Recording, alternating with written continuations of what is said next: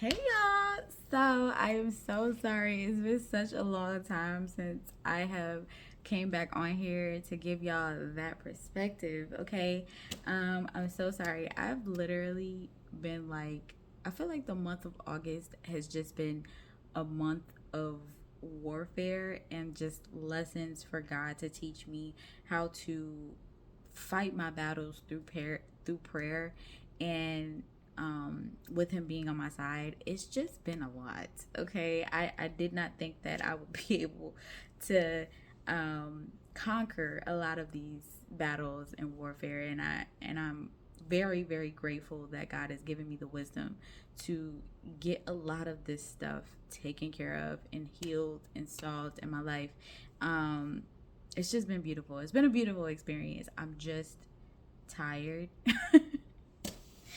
So, for those of you that are staying with me and appreciate a mother who is still trying to be a content creator, hey y'all.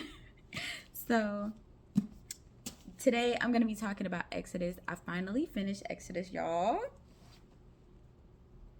I finally finished it. It has been a long time coming. Okay.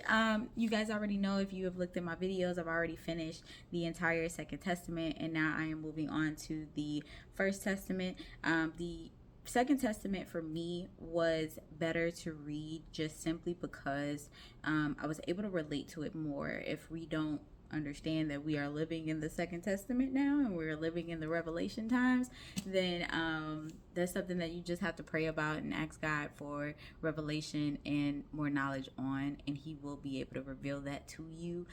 So that is why I made sure that I read the Second Testament first, because I wanted to just make sure that I'm not going off of what pastors say, and I'm going off of what the actual word says, what God says. These are words that God ordained to be in this book. There's no other book like that. So I want people to understand the significance of the Bible. All of these 66 books are specifically what God has written, has given his disciples to write down, to give us, so that we can have it in our times of warfare right now, because it is a lot going on in this world. Okay. um I'm really tired. I'm not crying. I'm just tired. That's why my eyes are red. I'm so sorry, y'all. But yeah, so let's get into it, right? So in the book of Exodus, it is talking about how Moses is basically asking Pharaoh to let his people go. He was once in the kingdom, and now he is recognized that his people are actually outside of the kingdom, and the people that he's actually been mistreating are his people. So now he has to go to Pharaoh and ask him to let his people go. And of course, God hardens Pharaoh's heart because he is just so stubborn. He doesn't want to let the people go. He wants people to keep being his servants and his slaves, and he loves the power, so he doesn't want them to be let go. Eventually, it just becomes so bad to where when God hardens his heart, he just doesn't want to let them go just because all of the plagues have been taking place at this time now. So he's gotten all of the insects that came and invaded his house. His son was killed because he wouldn't listen to God and let his people go. And then also, what else? All of the cattle, all of the lambs, everything was basically just dead. Like, so they're starving at this point, and he's still like, no, I'm not letting anybody go. God has done turned all of the ponds, the waters into blood. He's still not letting anybody go. Like, I'm just like, sir, like, what else do you need here? I mean, but yeah, so that was all going on. My first impression of Moses, which is sad because I've grown up in church my entire life. My first impression of Moses was this cartoon movie that they had of Moses that they would play, and I loved this movie up until I started reading about actual Exodus and seeing where Moses really was and how insecure he actually was, because in the movie it kind of shows him as being, just very much so, he was He was looked at as a one of like a god or whatever. That's how they treated themselves, like in the kingdom. And then to actually get out and be around his people, and then all of a sudden feel like he's just less than and so insecure.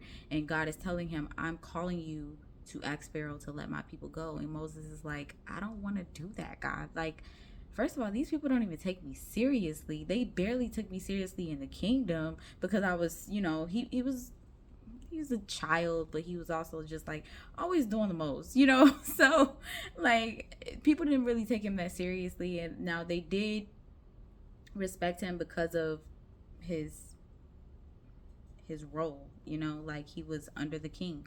So they had to respect him. But he just wasn't somebody that they like took seriously, or like, you know. And then also Pharaoh, if you're gonna ask Pharaoh to let your people go, like, why would he listen to you after he knew you for such a long time, you know? It's kind of like when you see someone that you've been friends with in your younger years, right? And all of a sudden you're getting to know God more now, and you have lost, you know, all of those imperfections, immatureness. You are now grown. You're healed. You are on a new journey. You're just more mature now, and that person that you knew is not seeing you like that because they already knew who you were before. So they can't see you as a person that has grown up. So that is what Moses is going through when he's asking Pharaoh, like, let my people go. And Moses is just like, no. And at first, this is just him. And then God allows his heart to be hardened because he just doesn't want to let anybody go. So now God's like, I'm going to be with you when you go. And Moses is like, I mean, I understand that, God, but like, how am I going to do this on my own? Like, how am I going to go to Pharaoh and say, let the people go? How are they going to listen to me? I don't even know how to talk right. I don't have the degree. I've never done this before. Does this sound? Yeah. So God is like, what are you talking? I'm going to be with you. Who created them? Who created the palaces that they got going on, the materials to even build it? Who created the people with the gifts that they have? I'm going to be with you. And Moses is like, no, God. Somebody else. Pick somebody else, please. Not me. Not me. I've never done it before. Just please, no. And God's like, listen, you're going, okay? But here's the thing. Since you're going to be so insecure about it, I'm going to bring Aaron with you too. So you can bring Aaron. Now, Aaron wasn't in the movie, so, you know, like, y'all got to understand where I'm coming from here. Because I'm like, okay, Aaron wasn't in the movie. So now I found out about Aaron. Aaron was a writer, okay? Let me tell you something. Aaron stuck with Moses throughout the entire journey of him asking the Pharaoh to let his people go. So, as the time progressed, of course, like I said before, Pharaoh, his heart was hardened. He was never going to let those people go. He ended up saying he was going to let the people go, but then he sent his army and himself after the people because he wanted to kill the people after they got to a certain point, because he wanted them to think that they were going to be able to leave, right? So Moses and all of the so Moses is an Israelite, right? And Pharaoh is an Egyptian. So the Egyptians, they have a long lost history of definitely having slaves in the past. I mean, like, we all know this, right? So because Pharaoh did not want to let the people go, and as they were escaping or just leaving off of simply the fact that he said that they were able to go, they get to a part in the ocean, and they're like, what are we supposed to do now? Like, you know, like, you done sent us out here. Like, now we're going to be sent out here to die, because they realize that Pharaoh is now going to be coming after them. So God allows Moses to pick up his staff and part the Red Sea. As he's parting the Red Sea, all of the Israelites are able to escape. As they're escaping, Pharaoh and his army comes after them with the Red Sea parted. My thing is like, okay, you see that God can part the Red Sea, and you still about to come out there. Hey, listen. This is why God says do not make fellowship with fools, because I'm telling y'all, this is where they're gonna take you. It's to get drowned. So the Israelites definitely escaped, but God allowed the Red Sea to come down on the Egyptians who were chasing after them. So they were able to escape. After all of this, the Israelites are still kind of coming at Moses about every single little thing. Like, okay, you got us out of here, but what else are we supposed to do now? We have no food. We have this and that. They was coming at Moses, okay? But Moses at this point, he got so much courage now, y'all. Like, before he was so insecure, but now he has so much courage because he's like, do you guys not see what God has already done? Like, allow us a moment, okay? Because now I got to go talk to God to see our other plans. Thank you. So now Moses is in this place of where he's constantly talking to God. So every time he's talking to God, he is obtaining the power of God. God is allowing him to obtain his power. He has this holiness on him, right? Because he's being obedient to God's word and God. So eventually Moses gets to this point to where he is becoming, like, his face is glowing, okay? Glowing. And I'm reading this and I'm like, what? Like, you know what I'm saying? I'm like, what? I've never had a pastor that has talked about this in depth. And I just feel like that's so sad, because the most part that I remember that pastors talked about was giving. When you think about pastors, it's always about, oh, can you give $100? Can you give this? Can you give that? They don't actually break down the Bible. And my thing is, and I understand what people say by, oh, that sometimes that happens in Bible study. Why is that only happening in Bible study? Like, let's just be honest here, right? So, but I'm grateful though that I'm able to discipline myself to where I can read the word on my own.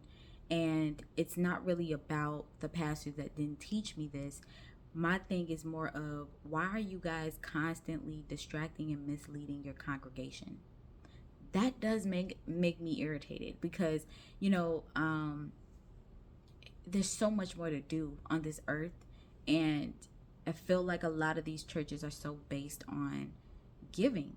And what are we giving to? Because what are we actually learning? So what I took from this chapter was, of course, that, but also when Moses started to become, he started to obtain a lot of the holiness that God was giving him. Now, Moses could not see him. He could not see God's face, because God is so holy and so radiant. If a human being were to see his face, they would die. So he knows that. So he protects us from that. But after being in his presence for so long, Moses was starting to become like God, which is what will be when we get to heaven, once we are, just basically staying steadfast and being obedient to God. We will make it to heaven, and that is what we will look like ultimately.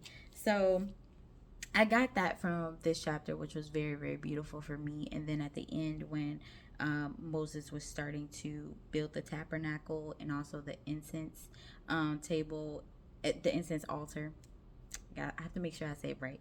Incense altar, everything was so strategic. He made sure that everything was perfectly done. God picked out the people that were going to be craftsmen for this tabernacle and for the altars. And at the end, it talks about how, I want to read it verbatim.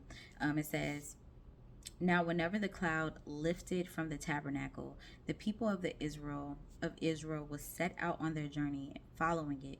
But if the cloud did not rise, They remained where they were until it lifted.